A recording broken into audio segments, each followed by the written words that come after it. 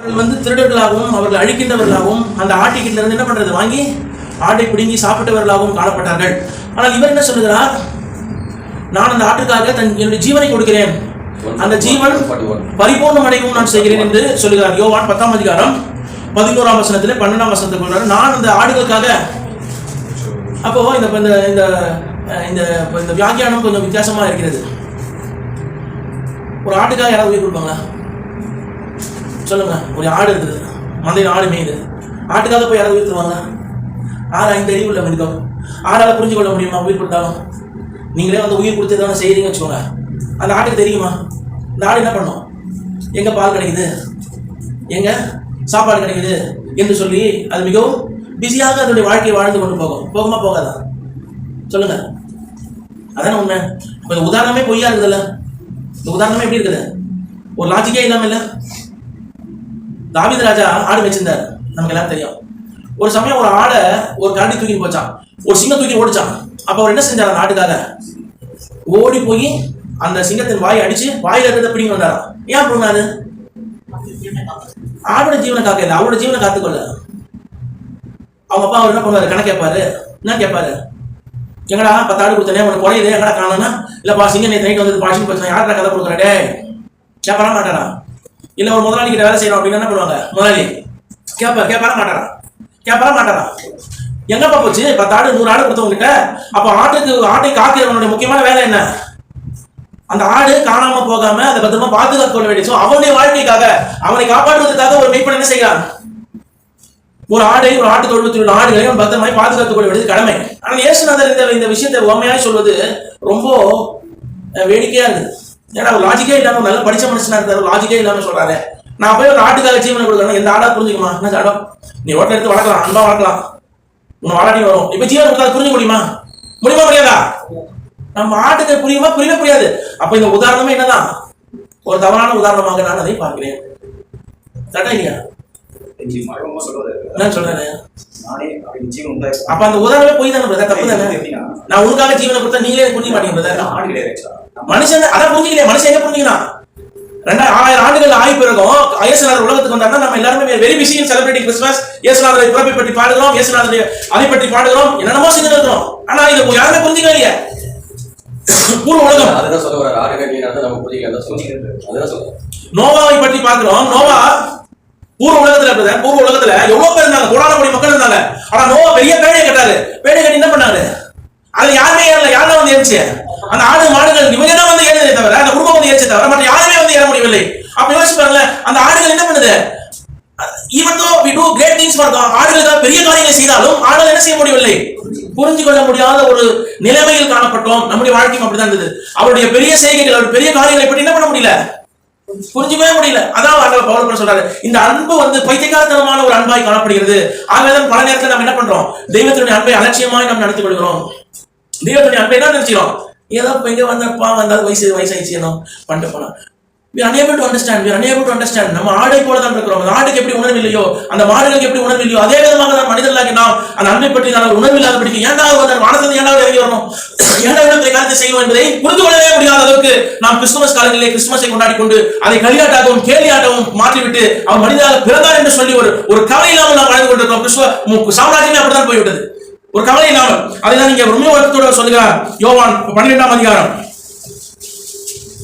27ஆம் வசனம். யோவான் 12:27. இப்பொழுது என் ஆத்துமா கலங்குகிறது, நான் என்ன செய்வேன்? சொல்லுவேன், பிதாவே, இந்த வேலையினின்று என்னை ரட்சியும் என்று சொல்வேன். ஆகிலும் இதற்காகவே இந்த வேலைக்கு எதுக்காக வந்தாரா? எல்லாத்தையும் வானத்தை எல்லாத்தையும் விட்டு எதுக்காக வந்தாரா? To come into that hour, அந்த நேரத்திற்குள்ளதாக வருவதற்கு அவர் தன்னைத்தானே இழந்து மாம்சமாகி வந்தார். பிரியமானவர்களே, இது ஒரு அன்பின் செய்தியாக காணப்படுகிறது. நாம் அவரை மனிதனாக யோசிக்க கூட கூடாது. அவர் தேவாதி தேவன். I am, இந்த உலகத்தை சிருஷ்டித்த ஆண்டவர். I am என்று சொல்லுகிற அளவிற்கு நான் இருக்கிறவராக இருக்கிறேன். சர்வ வல்லமையுள்ள தேவனாகிய கர்த்தர் அவர் உங்களுக்காக எனக்காக மகிமையை எல்லாவற்றை விட்டு பூமிக்கு கீழே இறங்கி வந்தார். அந்த அன்பை நம்ம இடத்துல காட்டார். நான் உனக்காக என் ஜீவனை கொடுத்தேன். புரிஞ்சிக்க முடியவில்லை. ஒரு தடவை காட்டார், 2 தடவை காட்டார், 3 தடவை காட்டார். நம்ம என்ன பண்ண முடியல? எப்படி அந்த ஆட்டை என்னதான் கஷ்டப்பட்டு காப்பாற்றணும் முடியுமா? எங்க வீட்டுல பூனை வளர்க்கும், 2-3 பூனைங்க வளருது வீட்டுல. ஒருவேளை நீங்க போய் அந்த பூனையை கஷ்டப்பட்டு ஒரு நாய்க்கு இருந்து காப்பாத்துறீங்கன்னு வச்சுக்கோங்க, அந்த பூனையை புரிஞ்சுக்க முடியுமா? பூனை நேற்று ஒரு நாய் உன்னை கடிச்சிட்டு இருக்கோம், ஆனா நான் தான் என்ன செஞ்சேன், உன்னை போய் உன்னை அப்படியே காப்பாத்தி வந்து கூப்பிட்டு வந்தேன், அந்த நாயை அடிச்சு குடிங்க கூப்பிட்டு வந்தேன்னா அந்த பூனை புரியுமா? புரியாது. இப்படிதான் நாம் காணப்பட்டோம். ஆண்டவருடைய அன்பை பற்றி கொஞ்சம் கூட புரிந்து கொள்ளவே முடியாத ஒரு பெரிய அன்பு, அந்த அன்பை பற்றி நாம் காணப்படுவோம். பிரியமானவர்களே, இன்னைக்கு என்னுடைய சப்ஜெக்ட் வந்து 23ஆம் வசனம், யோவான் 12ஆம் அதிகாரம் 13ஆம் வசனம். அப்பொழுது இயேசு அவர்களை நோக்கி,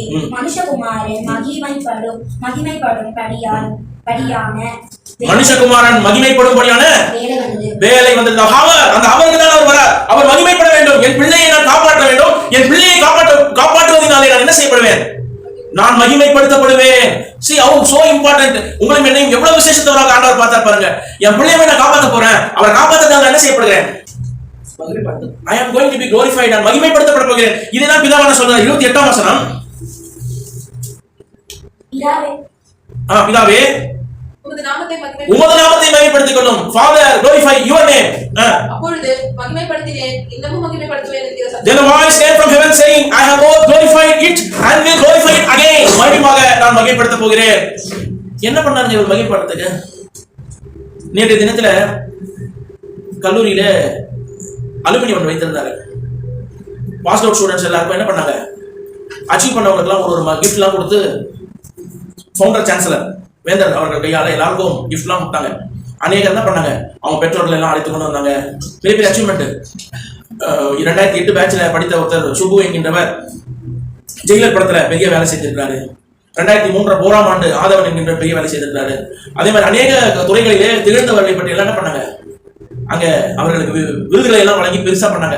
நேற்று போகும்போது எனக்கு ஏன் ஆண்டவர் என்ன கூட்டு போனான்னு புரியல. அதுக்கப்புறம் ஃபுல்லா மெசேஜ் எல்லாம் முடிஞ்சது. அப்புறமா அவர் ஏன் என்ன கூட்டு போனான்னு தெரியல. ஆண்டவர் கிட்ட கேட்டேன், எனக்கு ஏன் பையன் கூட்டு வந்தேன்? ஒருவேளை நானும் இப்படி எல்லாம் விருதுலாம் வாங்கணும்னு சொல்லி நீ சொல்லி தரீரா? அதான் மெசேஜ் எனக்கு கொடுக்குறீரா?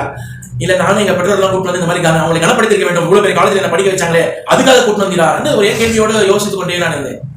அப்போ இந்த வசனத்தை நான் முன்னாடியே படிச்சுட்டேன். போன வாரம் படிச்சா நான் புரியல. I have glorified my name. இன்னைக்கு காலையில உட்காரும் போது ஆண்டவர் அதை மிகவும் தெளிவாக அதை எக்ஸ்பிளைன் பண்ணுகிறார். என்னன்னு, எப்படி அந்த ஒரு பெரிய சான்று ஒரு பெரிய விஷயங்களை செய்து விட்டால் என்ன செய்யறாங்க? எல்லாரும் முன்னாடி கூப்பிட்டு வச்சு, வாங்க வேதராமன் வண்டர்ஃபுல் வார், சிறந்த சாதனையாளர்கள் நீங்க தான் இருக்கீங்க அப்படின்னு சொல்லி கூப்பிட்டு வச்சு உங்களுக்கு கிஃப்ட்லாம் கொடுத்தா எப்படி இருக்கும்?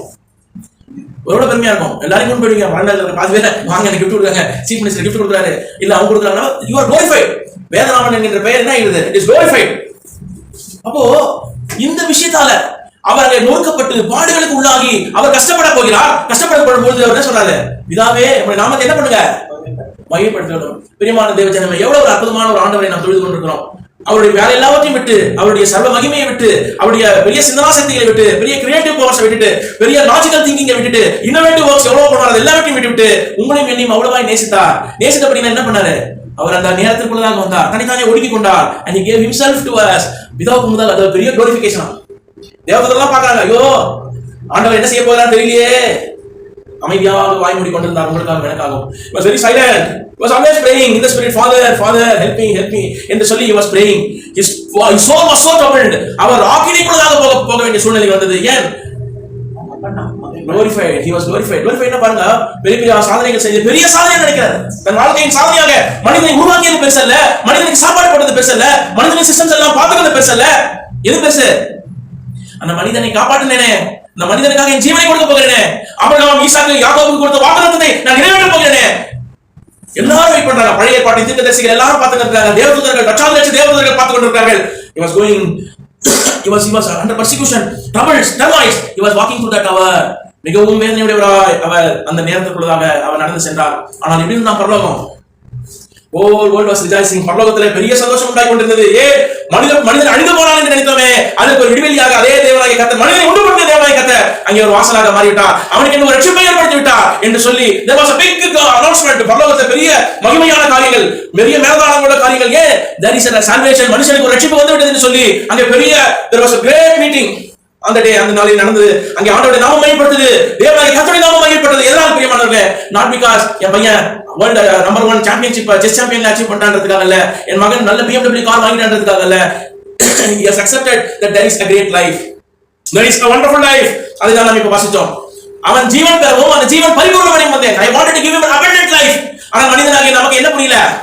யோ இன்னைக்கு சாப்பாடே காணோம், நீ வந்து abundant lifeன்ற அதுன்ற we are very much concentrated only about this life. இந்த உலகத்தினுடைய வாழ்க்கையின் லைஃபை மாத்திரம் தான் பார்த்துட்டு இருக்கோம், இந்த ஜீவனை மாத்திரம் தான் பார்க்கிறோம். அந்த abundant life உள்ளதாக போவதற்கு மனிதனுக்கு பிரியமே இல்லை. ஆனால் அந்த abundant life உள்ள போகும்போது தான் இந்த மகிமையான காரியங்கள் கண்களுக்கு தெரிகிறது. இந்த நித்திய வாழ்க்கை, the great eternal life is there before each and everybody of us. அந்த வாழ்க்கைக்குள்ளதாக மனிதனை மீட்டெடுக்க செல்ல வேண்டும் என்று சென்ற பொழுது அங்கே ஒரு பெரிய சந்தோஷம். பரலோக ராஜ்யத்தில் மகிமைகள், his name was glorified. இல்ல மனுஷனுக்கு சொன்ன வாக்குத்தத்தத்தை என்ன பண்ணல அவரு? ஒரு தாய் தன் பாதகனை மறந்தாலும் நான் மறப்பதில்லை என்று சொன்ன வாக்குத்தத்தத்தை ஆண்டவர் மறக்கவில்லை. மனுஷனுக்கு கை கொடுத்தார், மனிதனை அவர் தேடி வந்து கை கொடுத்து தூக்கி விட்டார் என்று சொல்லி கிரேட் அனௌன்ஸ்மெண்ட், பெரிய மகிழ்ச்சி, மகிமை அங்கே காணப்படுது பிரியமானவர்களே. So you and I are so wonderful, you and I are so great. இந்த காலை நேரத்தில் are you able to understand how wonderful we are? உங்களையும் என்னையும் ஒருவேளை நீங்க ஒண்டிதான் இருப்பீங்க இந்த உலகத்தில், அப்படின்னா நான் ஒண்டிதான் இந்த உலகத்தில் இருப்பேன் என்றாலும் ஆண்டவர் என்ன செய்கிறார்? He would have come for us. அதான் ஒரு பியூட்டி. பல லட்சம் கோடி மக்களுக்காக அவர் என்ன செய்யல, வரல. சின்ன சின்ன விஷயங்கள் தான் சொல்றாரு. எரிகோவின் மதில், எரிகோவில வரலாற்று ஆராய்ச்சியாளர்கள் சொல்லுறாங்க, எரிகோவின் அந்த மதில் சுவர் இருந்ததுல, அந்த எரிகோவின் பட்டணத்துல 20,000 பேர் இருந்திருப்பாங்க. எத்தனை பேர் இருந்திருப்பாங்க? 20,000 people இருந்திருப்பாங்க. அந்த 20,000 people எத்தனை பேர் ரட்சிக்கப்பட்டாங்க, காப்பாற்றப்பட்டாங்க? ஒரு குடும்பம் காப்பாற்றப்பட்டது. எந்த குடும்பம்? எத்தனை பேர் காப்பாற்றப்பட்டிருப்பாங்க? ஒரு 10 பேர் வச்சுக்கோங்க கணக்கு. அவங்க அம்மா, அவங்க அப்பா, அவங்க ரிலேட்டிவ்ஸ் என்ன செய்யணும், 10 பேர். 20,000 10 பேர் என்ன percentage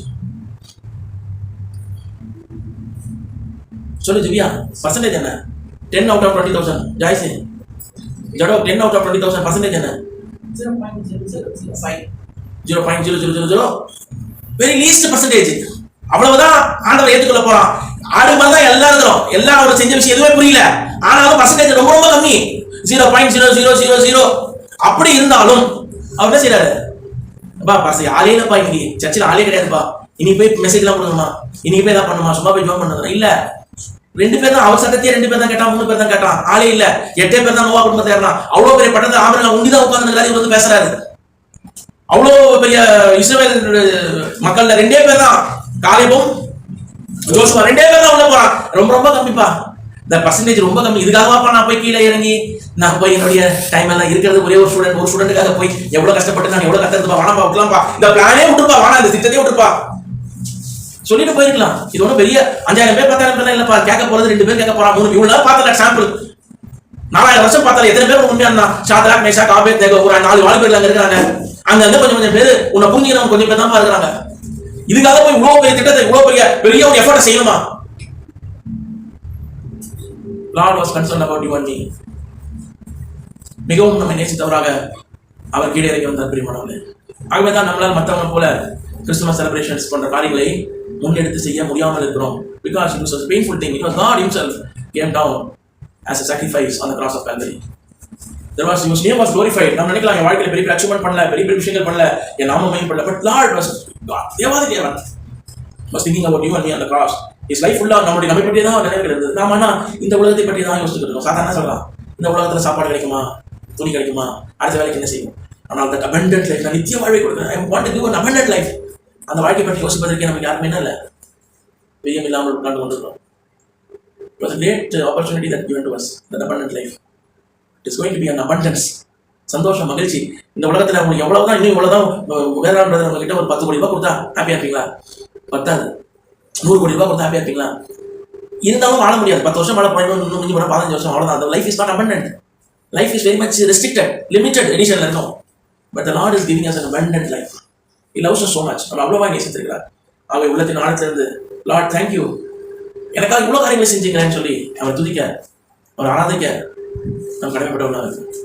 Can we all praise our God for a few minutes?